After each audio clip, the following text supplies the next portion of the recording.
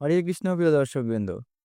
তো যুদ্ধ নিয়ে কৌরবদের মধ্যে, বিশেষত দুর্যোধনের মধ্যে একটা অদ্ভুত সংশয় তৈরি হয়েছিল, যে যুদ্ধে পাণ্ডব পক্ষে সৈন্যরা দুর্বল হলেও কিভাবে কি কৌশল করে যুদ্ধটাকে জয় করা যেতে পারে সেটা নিয়ে সে দ্রোণাচার্যের সঙ্গে সলা পরামর্শ করছিল। তো পাণ্ডব পক্ষে অর্জুনেরও কিছু সংশয় উৎপন্ন হয়, যে এই যুদ্ধে কারা কারা কিভাবে যুদ্ধ করতে এসছে সেটা দেখার জন্য।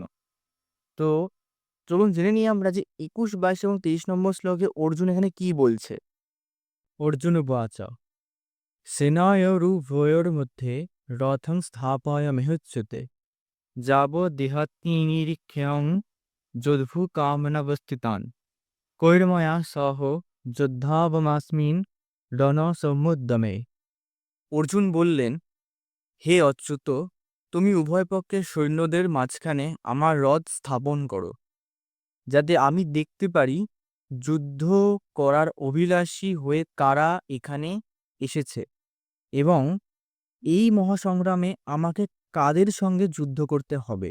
এই শ্লোকে অর্জুন কি বলছে? যৎস মানান বিক্ষেহং য এতে হত্র সমাগতা ধার্তরাষ্ট্রস্য দুর্বুদ্ধের যুদ্ধে প্রিয়াচি কীর্ষব। তো অর্জুন কি বলছেন এখানে? ধৃতরাষ্ট্রের দুর্বুদ্ধি সম্পন্ন পুত্রকে সন্তুষ্ট করার মানসে যারা এখানে যুদ্ধ করতে এসেছে তাদের আমি দেখতে চাই।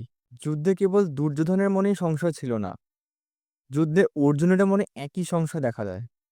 তো সেই জন্য সে ভগবানকে অচ্যুত সম্বোধন করলো, যাতে ভগবান যেহেতু তার রথের সারথি হয়েছে, তো সেই জন্য অর্জুন ভগবানকে একবার জাস্ট আদেশ করে বলল যে রথটাকে দুই পক্ষের সেনার মাঝখানে নিয়ে যেতে, যাতে সে দেখতে পারে যে দুর্বুদ্ধি সম্পন্ন দুর্যোধনকে সন্তুষ্ট করার জন্য কারা কারা তার পক্ষ হয়ে অর্জুনের বিপক্ষ হয়ে যুদ্ধ করতে এসেছে। তো সেটা একবার অর্জুন ভালো করে দেখে নিতে চাইলো।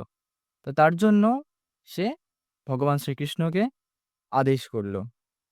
তো এর পরবর্তী শ্লোকে আমরা ভাগবত পাঠে আরো কিছু বিষয় বিশ্লেষণ সম্পর্কে আলোচনা করব। পরবর্তী আলোচনায় দেখা হবে। হরি বল।